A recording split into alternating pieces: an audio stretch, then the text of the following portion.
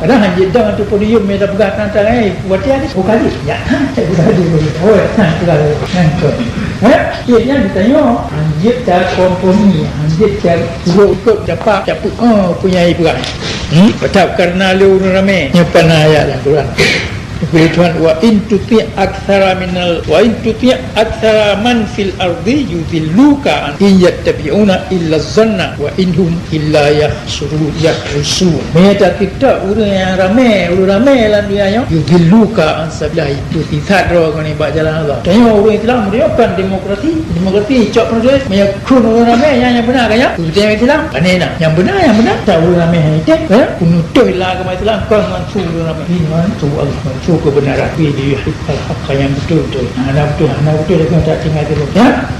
ya ni pengalir dia tidak urus ramai akan ikuti tak katanya bak jalan supaya jawab tahu tapi tadi mana dia baca urus ramai bukan hanya kod nak dia dapat mana dalam dunia urus 5,000 juta manusia dia dalam 3,000 juta dia yang pun dibeda juta pun ada yang pegang demokrasi lah bacanya ramai yang betul pada tinggal Islam ya menyo yang ji bukan kita kena pegang Tuhan ana bi kita urus ramai apa ya itu 16 surah al-an'am wa ituki aktsara man fil ardi yudilluka biasa ni dia kalau minta awak keturunan ramai gimana dia punya keturunan dia pegang ramai dah pegang dulu tu hati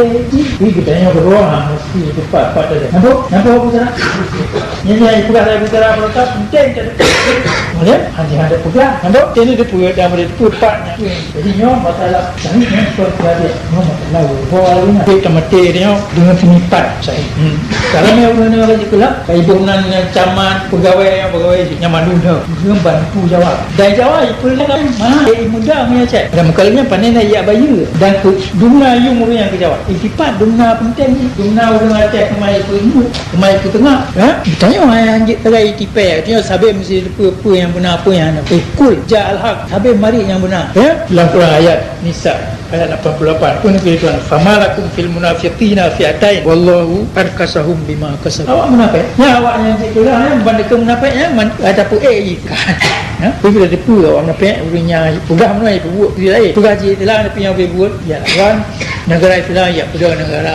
zalim negara musyrikin yang ulun munafik pun gitu lah famalakum fil munafiqina fi'atain ulun munafiknya baik bikin dua grup ada dua grup tak apa bina munafik ada boleh yang tak apa anak yang lebih kurus anu ngapa berkiri awak munafik ibunan bahasa Jawa no atau ibunan bahasa Belanda atau ibunan bahasa Jepang yang dapatnya dah urang ya kerja tama mengutul tekah orang karamai cita yang dik nai putunjuk bahawa kita dik nan bobrok dik nan rusak masyarakat saya dik nan berat tanggungjawab atau bahu kata ada putui dia Aceh kalau belatung dia pada Aceh menikah nama dia contoh lalu katanya telah awal ni karamai nak urang